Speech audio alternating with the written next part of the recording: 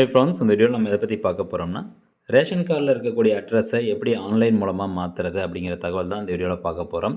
So video ஃபுல்லாக பொறுமையாக தான் எக்ஸ்பிளைன் பண்ண போகிறேன். அதனால் வீடியோ எண்டு வரைக்கும் பார்த்துட்டு நீங்கள் தெளிவாகிட்டு அதுக்கப்புறமா ஆன்லைன் மூலமாக அட்ரஸ் கரெக்ஷனுக்கு வந்து அப்ளை பண்ணுங்கள். அப்போ தான் அப்ளிகேஷன் ரிஜெக்ட் ஆகாமல் உங்களுக்கு உடனடியாக அப்ரூவ் பண்ணுவாங்க. சரி, எதுக்காக நம்ம ரேஷன் கார்டில் அட்ரஸ் மாற்றணும்? இப்போ தான் வந்து எந்த ரேஷன் கடைக்கு போனாலும் நீங்கள் வந்து பொருள் வாங்கிக்கலாம் அப்படின்னு சொல்கிறாங்க. ஆனால் உண்மை என்ன அப்படின்னா, நம்மளுடைய ரேஷன் கடையில் போய் வாங்காமல் வேறு ஒரு ஊரில் இருக்க ரேஷன் கடையில் கொண்டு போய் கார்டை கொடுத்தோம்னா, இல்லை நீங்கள் போயிட்டு மாத கடைசியில் வாங்க அப்படின்னு சொல்கிறாங்க. அல்லது ரேஷன் பொருள் தரமாட்டோம் அப்படிங்கிற மாதிரி சொல்கிறாங்க. இல்லை பொருள் இல்லை அப்படிங்கிற மாதிரி சொல்கிறாங்க. ஏன்னா அந்த ரேஷன் கடையில் உதாரணத்துக்கு ஒரு 1000 ரேஷன் குடும்ப அட்டை அந்த ரேஷன் கடையில் இருக்குன்னா அவங்களுக்கு பொருள் போட்டு தான் அவங்களுக்கு போட முடியும். ஸோ அதனால் மிச்சம் இருந்தால் நாங்கள் மாத கடைசியில் போடுறோம் அப்படிங்கிறத அவங்க சொல்கிறாங்க. ஸோ அதனால் இந்த சிக்கல்லாம் தவிர்க்கிறதுக்கு நீங்கள் எந்த ஊருக்கு போகிறீங்களோ அந்த ஊரினுடைய எதனா ஒரு டாக்குமெண்ட் ப்ரூஃப் வச்சு நீங்கள் ஈஸியாக வந்து அட்ரஸ் மாற்றிக்கலாங்க, கரெக்ஷன் பண்ணிக்கலாம். ஸோ எத்தனை தடவை வேணாலும் நம்ம ரேஷன் கார்டில் அட்ரஸ் வந்து மாற்றிக்கலாம், எதுவும் பிரச்சனை கிடையாது. ஓகே, இப்போ ஆன்லைன் மூலமாக அட்ரஸ் கரெக்ஷன் பண்ணுறதுக்கு tnpds.gov.in அப்படிங்கிற இந்த வெப்சைட் வந்து ஓப்பன் பண்ணிக்கோங்க. ஓப்பன் ஆனதுக்கப்புறம் இந்த ஹோம் பேஜில் பார்த்தீங்கன்னா நீங்கள் மொபைல் மூலமாகவும் இதை பண்ணலாம், மொபைல் மூலமாகவும் இந்த வெப்சைட் ஓப்பன் பண்ணிக்கோங்க.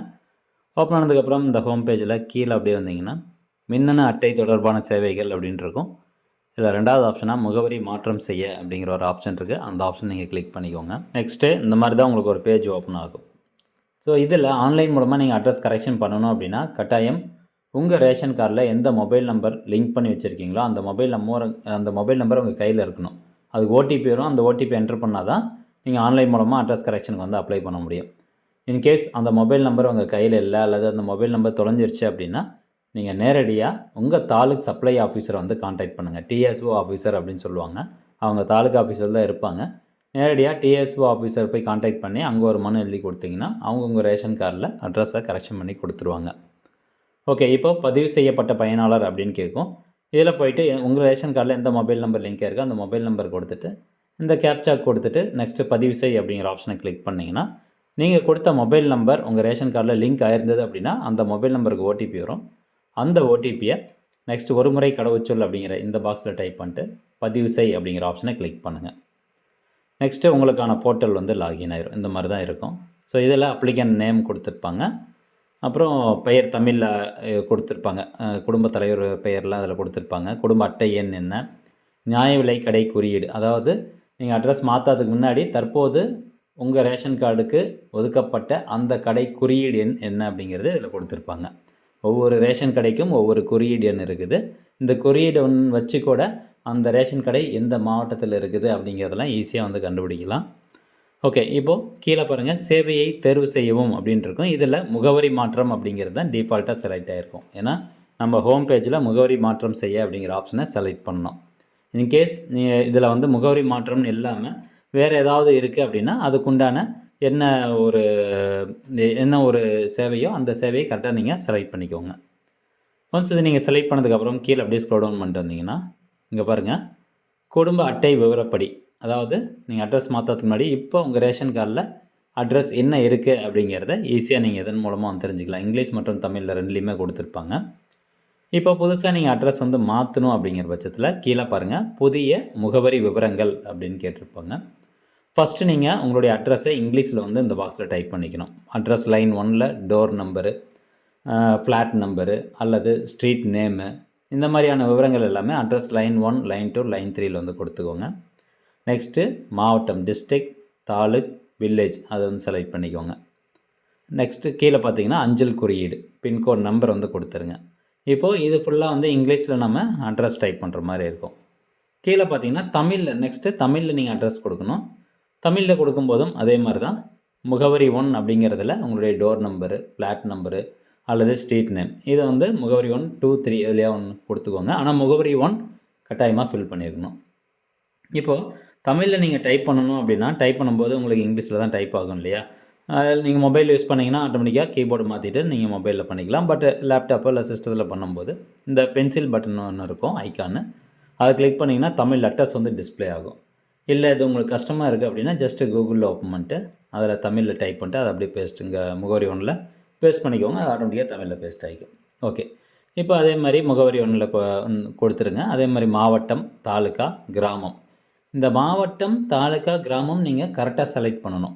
ஸோ நீங்கள் எந்த தாலுக்கா செலக்ட் பண்ணீங்க, எந்த கிராமத்தை செலக்ட் பண்ணுறீங்களோ அதை பொறுத்து தான் உங்களுக்கான ரேஷன் கடையை வந்து அலோகேட் பண்ணுவாங்க. ஓகேங்களா? ஸோ அதனால் இதை கரெக்டாக வந்து செலக்ட் பண்ணிக்கோங்க. ப்ரூஃபில் இருக்க மாதிரி கொடுத்துக்கோங்க. இப்போ நான் என்னுடைய அட்ரஸ் எல்லாமே கொடுத்துட்றேன். அடுத்த நெக்ஸ்ட் ஸ்டெப் என்ன அப்படிங்கிறத சொல்கிறேன். ஓகே ஃப்ரெண்ட்ஸ், ஒன்ஸ் நீங்கள் அட்ரஸ் எல்லாமே கொடுத்ததுக்கப்புறமா இங்கே பாருங்கள் மற்ற ஆவணங்கள் அப்படின்னு இருக்கும். அதாவது இப்போ நம்ம டாக்குமெண்ட் ப்ரூஃப் வந்து அப்லோட் பண்ணோம். அதுக்கு முன்னாடி எந்த மாதிரியான டாக்குமெண்ட் நீங்கள் அப்லோட் பண்ணலாம் அப்படிங்கிறது இங்கே கொடுத்துருப்பாங்க. உங்களுடைய Aadhaar card, voter ID card, gas bill, gas consumer card, rental agreement, EB bill, telephone bill, bank passbook, இந்த மாதிரி இதில் கொடுத்துருக்க எதுனா ஒரு டாக்குமெண்ட் நீங்கள் அப்லோட் வந்து பண்ணி ஆகணுங்க. நீங்கள் அப்லோட் பண்ணக்கூடிய அந்த சைஸ் 1 MBக்குள்ளே தான் இருக்கணும். அதுக்கு மேலே வந்து இருக்கக்கூடாது அப்படின்னு சொல்லியிருக்காங்க. அதுக்கு மேலே இருந்தால் உங்களுக்கு அப்லோட் ஆகாது. ஸோ அதுக்கு ஃபஸ்ட்டு இந்த மற்ற ஆவணங்கள் அப்படிங்கிறதுல போயிட்டு இந்த ஆவண வகையை தேர்ந்தெடுக்கணும். இப்போ மேக்ஸிமம் வந்து நீங்கள் வீடு வாடகையில் இருக்கீங்க அப்படின்னா ரெண்டல் அக்ரிமெண்ட்டோ அல்லது அந்த இபி பில்லோ நீங்கள் வந்து அப்லோட் பண்ணலாம். இல்லை நீங்கள் கேஸ் கனெக்ஷன் வாங்கினீங்க அப்படின்னா அந்த கேஸ் கனெக்ஷன் கூட நீங்கள் வந்து அப்லோட் பண்ணிக்கலாங்க. ரெசிப்ட் அப்லோட் பண்ணலாம் அல்லது இபி பில் ரெசிப்ட் வந்து நீங்கள் அப்லோட் பண்ணிக்கோங்க. ஸோ இப்போ நான் வந்து ரெண்டல் அக்ரிமெண்ட் வச்சுருக்கேன். அதனால் இந்த வாடகை ஒப்பந்தம் அப்படிங்கிற ஆப்ஷனை செலக்ட் பண்ணிடுறேன். நெக்ஸ்ட் இந்த சூஸ் ஃபைல் அப்படிங்கிற ஆப்ஷனை கிளிக் பண்ணுங்கள். இது கிளிக் பண்ணிட்டு அந்த ரெண்டல் அக்ரிமெண்ட் நீங்கள் போட்டிருப்பீங்க இல்லையா, ஸோ அந்த பிடிஎஃப் ஃபைல் செலக்ட் பண்ணிட்டு நெக்ஸ்ட்டு பதிவேற்று அப்படிங்கிற ஆப்ஷனை கிளிக் பண்ணணும். ஸோ ஒன்ஸ் உங்கள் டாக்குமெண்ட் 1 MBக்குள்ளே இருந்துச்சு அப்படின்னா உங்களுக்கு இந்த மாதிரி வந்து அப்லோட் ஆகி கீழே இணைக்கப்பட்டுள்ள ஆவணங்கள் அப்படிங்கிறது கீழே இந்த மாதிரி டாக்குமெண்ட் காமிச்சிச்சு அப்படின்னா டாக்குமெண்ட் அப்லோட் ஆயிடுச்சு அப்படின்னு அர்த்தம். அது கீழே அப்படியே வந்தீங்கன்னா உறுதிப்படுத்தல் அப்படின்னு இருக்கும் டிக்ளரேஷனு, இந்த பாக்ஸை செலக்ட் பண்ணிட்டு பதிவு செய்ய அப்படிங்கிற ஆப்ஷனை கிளிக் பண்ணிக்கோங்க. இங்கே பாருங்கள், தங்களது கோரிக்கை வெற்றிகரமாக பதிவு செய்யப்பட்டு விட்டது. முகவரி மாற்றம், குறிப்பு எண் அப்படின்னு சொல்லி ஒரு குறிப்பு எண் இருக்குது பார்த்தீங்களா, இந்த நம்பர் உங்களுடைய மொபைலுக்கு எஸ்எம்எஸ்ஸாகவும் வந்துடும். அதே மாதிரி இந்த நம்பர் நீங்கள் கட்டாயம் நோட் பண்ணி வச்சுக்கோங்க. இதை வச்சு தான் நீங்கள் ஸ்டேட்டஸ் வந்து செக் பண்ண முடியும். இப்போ முகப்புக்கு செல்ல அப்படிங்கிற ஆப்ஷன் நான் கிளிக் பண்ணுறேன் அப்படின்னா உங்களுக்கு ஹோம் பேஜ் வந்து போயிடும். இப்போ ஹோம் பேஜ் போனதுக்கப்புறமா நீங்கள் ஸ்டேட்டஸ் வந்து செக் பண்ணணும் அப்படிங்கிற பட்சத்தில் இந்த மின்னணு அட்டை தொடர்பான சேவைகள் அப்படின்ட்டு பார்த்தீங்களா, ஸோ இதில் கீழே போயிட்டு அட்டை தொடர்பான சேவை நிலை அறிய அப்படிங்கிற இந்த ஆப்ஷன் நீங்கள் கிளிக் பண்ணணும். அது கொடுத்ததுக்கப்புறமா இப்போ இந்த குறிப்பு எண் நம்மளுக்கு காமிச்சிச்சில்ல, அந்த குறிப்பு எண்ணை இந்த பாக்ஸில் டைப் பண்ணிட்டு பதிவு செய்ய அப்படிங்கிற ஆப்ஷனை கிளிக் பண்ணிக்கோங்க. அடுத்ததாக உங்களுக்கான ஸ்டேட்டஸ் இந்த மாதிரி வந்து காமிக்கும். இங்கே பாருங்கள், விண்ணப்பம் பதிவு செய்யப்பட்ட தேதி இன்றைக்கி தான் நான் வந்து கொடுத்துருக்கேன். கீழே குறிப்பு எண் அதெல்லாம் வந்துடும். என்ன பர்பஸ்க்காக நீங்கள் இந்த அப்ளிகேஷன் போட்டிருக்கீங்க, முகவரி மாற்றம். ஃபஸ்ட்டு விண்ணப்பம் பதிவு செய்யப்பட்ட நிலை கிரீன் டிக் மார்க் வந்துருச்சு அப்படின்னா பதிவாயிருச்சு, அப்ளிகேஷன் சப்மிட் பண்ணியாச்சு. பழைய தாலுக்கா ஆவண சரிபார்ப்பு நிலை. பழைய தாலுக்கா அப்படின்னா ஏற்கனவே அந்த ரேஷன் கார்டில் என்ன அட்ரஸ் இருந்ததோ அந்த அட்ரஸ் ஆட்டோமேட்டிக்காக உங்களுக்கு சரிபார்ப்புக்கு வந்து டிக் மார்க் வந்துடும். ஏன்னா டாக்குமெண்ட்ஸ்லாம் செக் பண்ணி பார்த்துட்டு தான் உங்களுக்கு அந்த ரேஷன் கார்டில் அட்ரஸ் மாற்றிருப்பாங்க. அது ஆட்டோமேட்டிக்காக க்ரீனில் வந்துடும். இப்போது இது ஆரஞ்சில் காமிக்குது. மூணாவது வந்து புதிய தாலுக்கா ஆவண சரிபார்ப்பு நிலை. ஸோ இந்த புதிய தாலுக்காவில் அந்த டிஎஸ்ஓ ஆஃபீஸர் ஆன்லைன் மூலமாக சப்மிட் பண்ண அந்த அப்ளிகேஷனில் அட்டாச் பண்ண அந்த டாக்குமெண்ட் வந்து வெரிஃபை பண்ணி பார்த்துட்டு அவரும் ஓகேன்னு சொல்லிடுவார். புதிய தாலுக்கா துறை சரிபார்ப்பு நிலை. நெக்ஸ்ட் வந்து அந்த பர்டிகுலர் டிபார்ட்மெண்ட் உங்களுடைய டாக்குமெண்ட்ஸ் வந்து வெரிஃபை பண்ணுவாங்க. அதுக்கப்புறம் கோரிக்கை அனுமதிக்கப்படுதல் நிலை. ஸோ ஃபைனலாக டாக்குமெண்ட்ஸ் எல்லாம் வெரிஃபை பண்ணதுக்கப்புறம் உங்களுடைய அப்ளிகேஷன் ஆட்டோமேட்டிக்காக அப்ரூவ் ஆயிரும். அப்ரூவ் ஆனதுக்கப்புறமா உங்களுடைய ரேஷன் கார்டில் ஆட்டோமேட்டிக்காகவே அட்ரஸ் வந்து கரெக்ஷன் ஆயிரும். ஒன்ஸ் ரேஷன் கார்டில் அட்ரஸ் கரெக்ஷன் ஆயிடுச்சு அப்படின்னா உங்களுடைய வீட்டுக்கு இப்போது கரெக்ஷன் பண்ண அந்த அட்ரஸோட ரேஷன் கார்டு, புதிய ரேஷன் கார்டு வீட்டுக்கு வருமா அப்படின்னு கேட்டிங்கன்னா அப்படிலாம் வராது. நீங்கள் ஆன்லைன் மூலமாக மறுபடியும் வந்து அந்த டூப்ளிகேட் ரேஷன் கார்டுக்கு அப்ளை பண்ணி வாங்கிக்கணும். ஓகேங்களா? ஸோ அது பேமெண்ட் பண்ணி அப்ளை பண்ணி வாங்கிட்டிங்கன்னா அந்த ரேஷன் கார்டு உங்கள் வீட்டுக்கே வந்துடும். இதெல்லாம் எப்படி அப்ளை பண்ணுறது அப்படின்னு இருக்குது, நம்ம சேனலில் வீடியோ போட்டிருக்கோம். டூப்ளிகேட் ரேஷன் கார்டு எப்படி அப்ளை பண்ணுறதுன்னு. உங்களுடைய அப்ளிகேஷன் ஃபுல்லாக இதில் க்ரீன் டிக் மார்க் வந்துச்சுன்னா நீங்கள் டூப்ளிகேட் ரேஷன் கார்டு அப்ளை பண்ணி வாங்கிக்கலாம். ஸோ அதுக்கு முன்னாடியே அட்ரஸ் மாறினோடனே நீங்கள் அந்த ரேஷன் கார்டு எடுத்துகிட்டு போயிட்டு ரேஷன் கடையில் பொருள் வாங்கிக்கலாம். டூப்ளிகேட் ரேஷன் கார்டுக்காக வெயிட் பண்ணணும் அப்படிங்கிற அவசியம் கிடையாது. அவங்க பொருளுக்கு வந்து கொடுத்துருவாங்க. அந்த QR கோடை ஸ்கேன் பண்ணாங்கன்னாவே ஆட்டோமேட்டிக்காக அட்ரஸ் அந்த ரேஷன் கடையில் தான் இருக்குது அப்படிங்கிறத தெரிஞ்சுக்கிட்டு அவங்க உங்களுக்கு பொருட்கள் கொடுப்பாங்க. ஸோ ஃப்ரெண்ட்ஸ், இதுதான் வந்து உங்களுக்கு இன்ஃபர்மேஷன். கண்டிப்பாக அது உங்களுக்கு பயனுள்ளதாக இருக்கும் அப்படின்னு நினைக்கிறேன். முடிஞ்ச அளவுக்கு நிறைய பேருக்கு ஷேர் பண்ணுங்கள். மீண்டும் அடுத்த ஒரு நல்ல பதிவில் சந்திக்கலாம். நன்றி, வணக்கம்.